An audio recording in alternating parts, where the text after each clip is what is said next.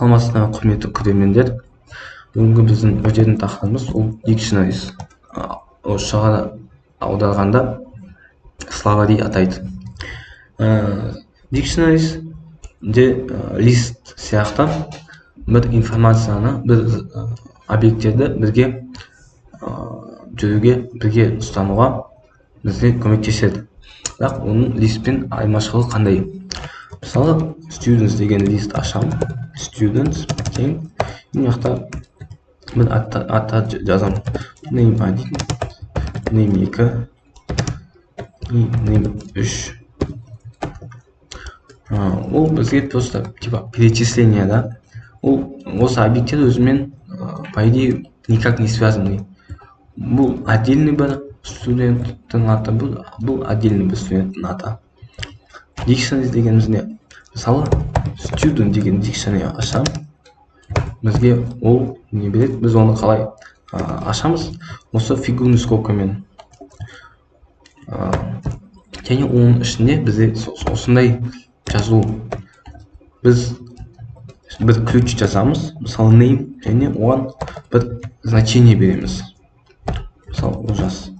То есть, қараңыз, списокта біз мына жай ғана олжас деп жазсақ, мына біз не істейміз? Оның name, то есть ключ арқылы оған мән береміз. Және запятая тағы, мысалы, оның age, мысалы, 16. Сондай. Және біз оны қалай осы ала аламыз? Мысалы, бізге осы студенттің аты керек. Біз оны былай ала аламыз. Студент, екі тік скобка ашамыз. И оның ішіне осы ключ жазамыз. Бізде мына жақта ключ не? Ол name деген. Бізде name деп жазамыз. И оны не істейік? Бізге шығарайық. И тағы да мына жақта оның age шығарайық. Бізге не шықты? Олжас 16. Списокта біз осыны қалай істей алатын едік? Students, былай істеймін. Print students.